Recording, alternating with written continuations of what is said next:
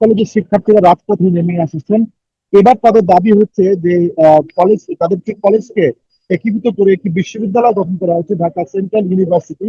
সেই central university gazette রয়েছে, সেই গেজেট প্রকাশের দাবি নিয়ে কিন্তু তারা রাজপথে নেমে এসেছেন। আমি তো আপনাকে দেখাতে চাই, আমি এখন দাঁড়িয়ে আছি নগরীর সায়েন্স মোড় যেটি রয়েছে, যেখানে বেশ কয়েকটি কলেজ রয়েছে, ঢাকা সিটি কলেজ সহ ঢাকা কলেজ রয়েছে, যে কলেজগুলো রয়েছে এই কলেজের শিক্ষার্থীরা কিন্তু এই এলাকাতে নেমে এসেছেন। আপনি দেখতে পাচ্ছেন যে এই যে সায়েন্স ল্যাব মোড়টি রয়েছে, সেই মোড় আজকেই কিন্তু তারা অবস্থান কর্মসূচি পালন করছেন এবং একই সাথে তারা বিভিন্ন রকমের স্লোগান দিচ্ছেন তাদের দাবি দেওয়ার পক্ষে। তাদের একটি দাবি কিন্তু বলছেন তারা, সেটি হচ্ছে যে আগামী উপদেষ্টা পরিষদের যে বৈঠকটি রয়েছে, সেই উপদেষ্টা পরিষদের থেকে কোনো বিজ্ঞপ্তি প্রকাশ করা হয়।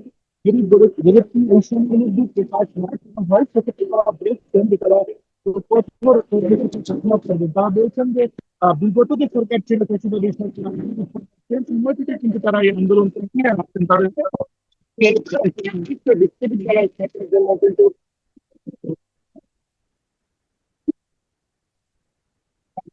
ভুল করে দাবি দেওয়া নিয়ে বেশ কিছু পর্যায়ক্রমিক আলোচনার মধ্য দিয়ে এই বিশ্ববিদ্যালয় গঠনের প্রস্তাবটি একটা পরিষদে গ্রহণ করা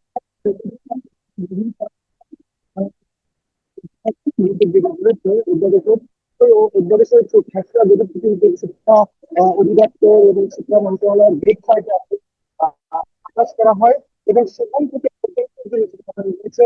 তবে শিক্ষার্থী যদি বলছেন যে এটি পর্যালোচনার পর্যালোচনার নামে আসলে কাহিক্ষেপণ করা হচ্ছে, তারা হচ্ছেন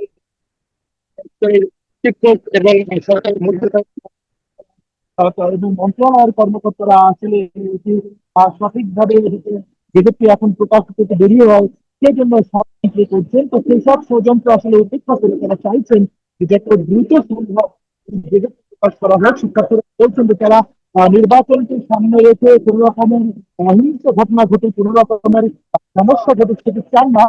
সেজন্যই তারা চাইছেন যে আগামী কালকের মধ্যে যদি বিজ্ঞপ্তি প্রকাশ করা হয়, সেক্ষেত্রে নির্বাচনকে সামনে রেখে জনতান্ত্রিক ঘটনাগুলো রয়েছে তো এটাই আমাদের